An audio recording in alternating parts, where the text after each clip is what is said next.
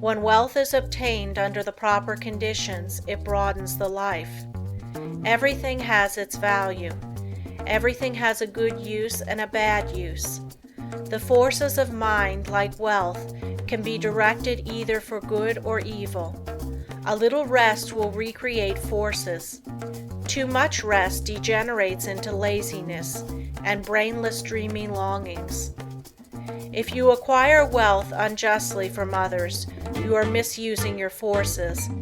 But if your wealth comes through the right sources, you will be blessed.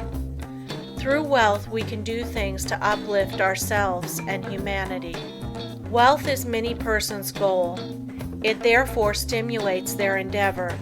They long for it in order to dress and live in such a way as to attract friends. Without friends, they would not be so particular of their surroundings. The fact is, the more attractive we make ourselves and our surroundings, the more inspiring are their influences. It is not conducive to proper thought to be surrounded by conditions that are uncongenial and unpleasant. So the first step toward acquiring wealth is to surround yourself with helpful influences. To claim for yourself an environment of culture, place yourself in it and be molded by its influences. Most great men of all ages have been comparatively rich. They have made or inherited money. Without money, they could not have accomplished what they did. The man engaged in physical drudgery is not likely to have the same high ideals as the man that can command comparative leisure. Wealth is usually the fruit of achievement. It is not, however, altogether the result of being industrious. Thousands of persons work hard who never grow wealthy. Others with much less effort acquire wealth. Seeing possibilities is another step toward acquiring wealth. A man may be as industrious as he can possibly be, but if he does not use his mental forces, he will be a laborer, to be directed by the man that uses to good advantage his mental forces.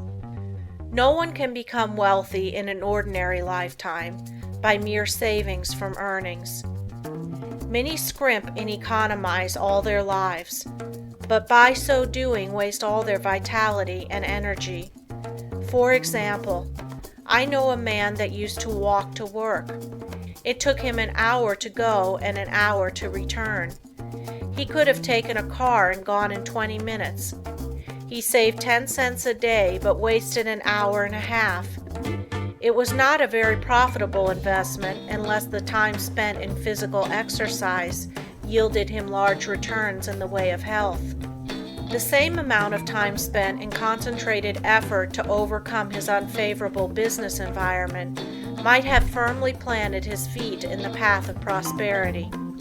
One of the big mistakes made by many persons of the present generation is that they associate with those who fail to call out or develop the best that is in them. When the social side of life is developed too exclusively, as it often is, and recreation or entertainment becomes the leading motive of a person's life, he acquires habits of extravagance instead of economy, habits of wasting his resources, physical, mental, moral, and spiritual, instead of conserving them. He is, in consequence, lacking in proper motivation. His God-given powers and forces are undeveloped, and he inevitably brings poor judgment to bear upon all the higher relationships of life. While as to his financial fortunes, he is ever the leaner, often a parasite, and always, if opportunity affords, as heavy a consumer as he is a poor producer. It seems a part of the tragedy of life that these persons have to be taught such painful lessons before they can understand the forces and laws that regulate life. Few profit by the mistakes of others.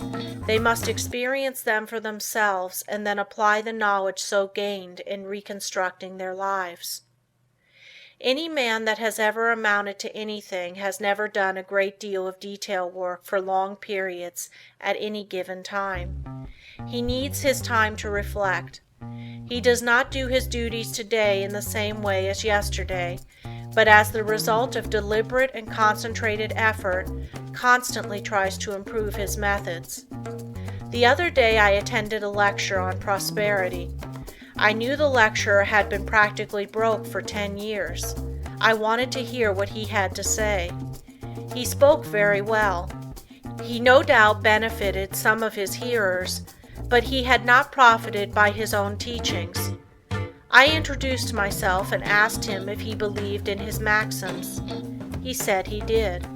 I asked him if they made him prosperous. He said not exactly. I asked him why. He answered that he thought he was fated not to experience prosperity. In half an hour I showed that man why poverty had always been his companion.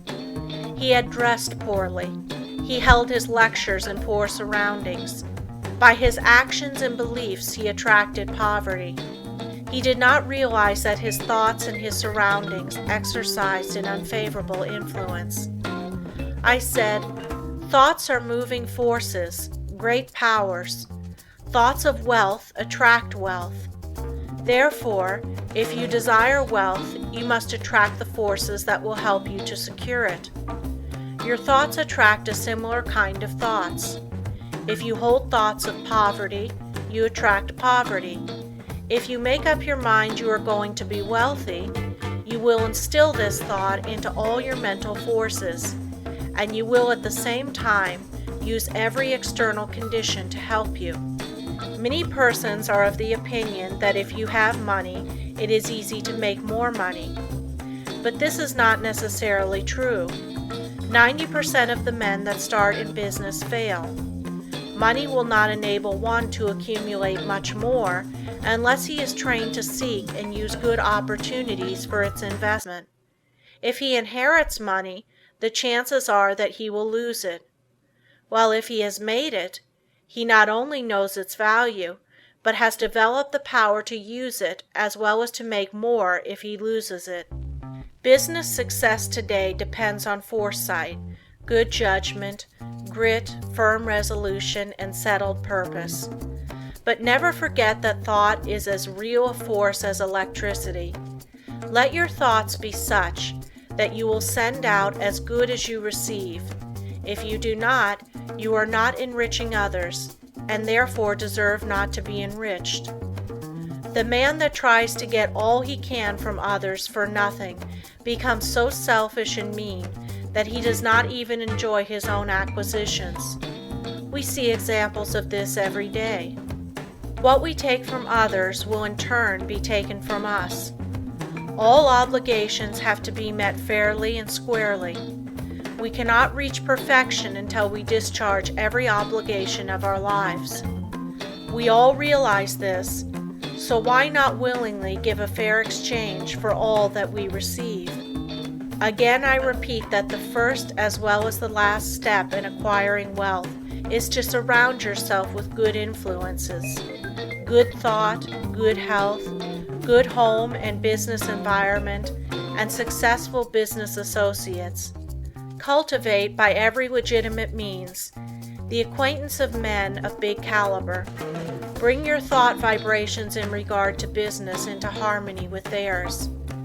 This will make your society not only agreeable, but sought after, and when you have formed intimate friendships with clean, reputable men of wealth, entrust to them for your investment your surplus earnings, however small, until you have developed the initiative and business acumen to successfully manage your own investments. By this time you will, through such associations, have found your place in life, which if you have rightly concentrated upon and used your opportunities, will not be among men of small parts. With a competence secured, you will take pleasure